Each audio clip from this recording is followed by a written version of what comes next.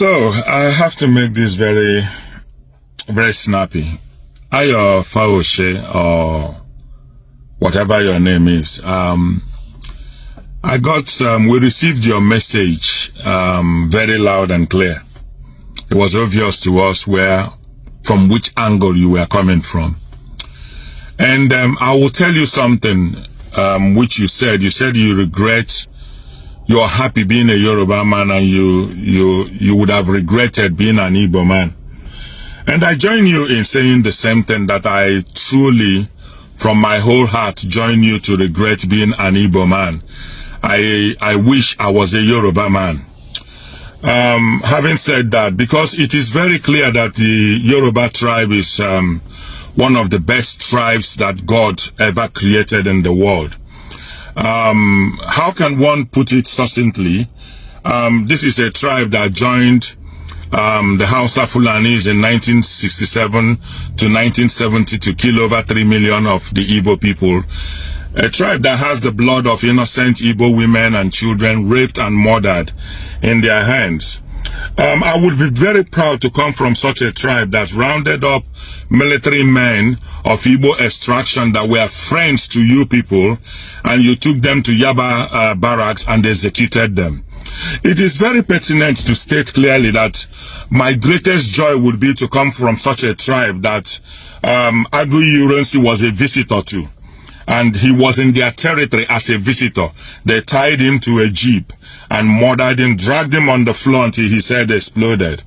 I would be very glad to come from such a tribe that Bola Ige was killed, nothing happened. Abiola was poisoned and killed, though he won the election landslide. And all the other tribes, the Igbo tribes, joined in campaigning for him and shutting down Lagos and was with him. Kudurat was murdered in the streets of Lagos and nothing happened.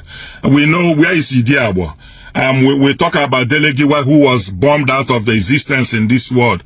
But all that does not matter, because we are from a tribe, me and you now are from a tribe that does not see the evil that they do, but we only see the evil that the Igbos that we hate they do. So it is pertinent to understand something, that the Igbo society, that if you're a millionaire, it does not make you a leader of the Igbo community. And I think some of you need to get these things into your very myopic minds and mentality. Obi Kubana and Chief Priests, they are millionaires. They do not represent the 80 million Igbo people that come from the Igbo nation. They represent themselves. And when we talk about leaders in Igbo community, I have never been to one leaders meeting and I've seen Obi Kubana or Chief Priest. These are individuals that we love, we respect them. They have an opinion of their own. They have a political agenda. They can belong to any party that they wish to belong to. But it is not in our rights to then use one brush to say that because of Obi Kubana and Chief Priest are campaigning for Tinubu, therefore every other Igbo man can be bought. Why haven't you bought Nnamdi Kanu? You rightly said it so, yes, that Igbo has been free. Who freed him? The tribe that me and you come from, the Yoruba tribe, right? The persecutors that jailed Nnamdi Kanu are from which tribe? Our Yoruba tribe, me and you, Fayose. The judge that had no law, that found our brother, our kinsman, guilty of terrorism, is from which tribe? Our tribe, Fayose, me and you, the Yoruba tribe, right? The tribe that is ruling today, that has brought in xenophobia and tribalism to the highest level. It's my tribe and your tribe, Fayose. So when we speak, the scripture says that you should remove the log in your eyes before you try to remove the other one in somebody's eyes. You do not know the pressure, the manipulation, the harassment and intimidation a lot of Igbo people are going through in the hands of your people. So when they come out to say on the mandate of stupidity and mental degradation that they stand, you now think that every Igbo person is joining them. Igbo people, that you're a millionaire does not make you a leader. What is Obi Kubana or Chief Priest going to say that Ohaneze Ndi Igbo has not said, that Ogbako Ndi Igbo has not said, that Congress of Igbo leaders have not said, that Ekwenche has not said, that Aki Ikenga has not said. What again will anybody say that the Igbo traditional rulers that have been trying to have audience with your president have not said? What is any Igbo man going to say that Senator Abariba and Senator Victor may have not said? But you people have selective mental disorder, that you do not listen to the cries of the Igbo man. And every day all we see is recalcitrance coming from everywhere and casting aspiration on the Igbo people. You have been enjoying your marriage, your unholy marriage with the Fulani Hausas, and to your own advantage, you now think that those who are marginalized are not cannot speak. I do not blame you. I blame our people. I blame we the Igbos who keep quiet when all this nonsense, every mundane moron will come out from anywhere and think he can cast aspiration on us. You claim your wife is an Igbo, so half your children are half Igbo. We will see when all the marginalization and all the wickedness that is being implemented on the Igbo people will come to you. They have Igbo blood in them. It will definitely come to them. But let me tell you something that is very interesting. Power is transit. Today, you guys have the power.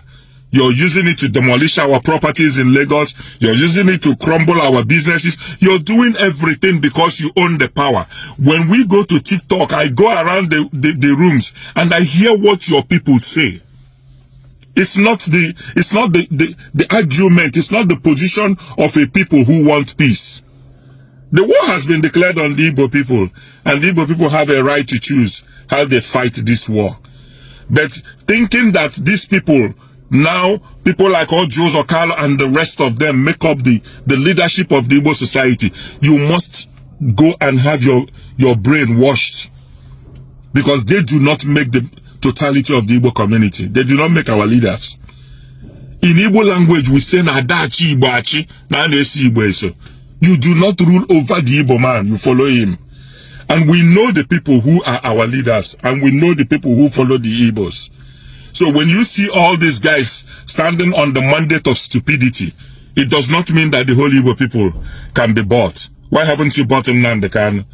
Why haven't you bought a lot of us to your nonsense cap that you're sharing?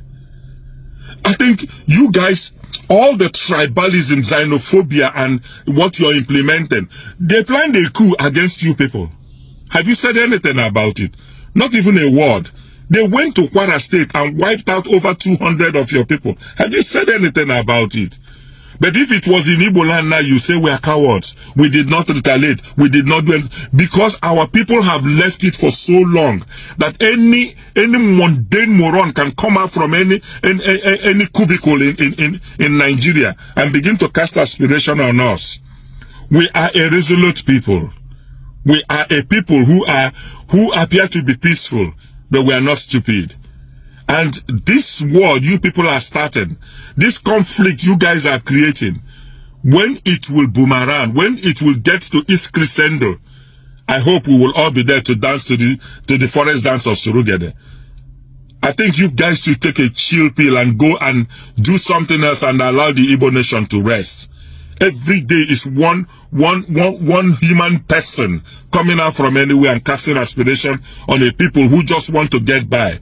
And for God's sake, we say it for the 100th times. Nnamdi Kanu is our son. Nnamdi Kanu is our brother. He's our husband. He's our sister. I mean, he's our brother. He's our cousin. He's our uncle. And we will never abandon Nnamdi Kanu. And if you think every Igbo person has abandoned Nnamdi Kanu, go to Igbo land on Monday and see what is happening. We are using every means necessary to make sure that our brother is released.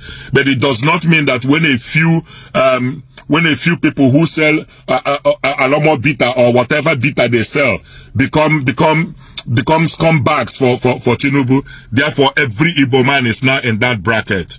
For God's sake, I think you guys should need to change your tablet and take a chill pill. Or otherwise, go for some mental surgery. Because I think a lot of you people in Nigeria need that. Let the Igbo man rest. We have seen a lot from your hands. But we have stood firm. We have recovered from your 20 pounds that you gave us after the war. We saw how you starved our children, made them to seek of Kwashoko. It was from what your tribe. Isaac Fayose, I would advise you clearly, shut up and go and take a chill pill.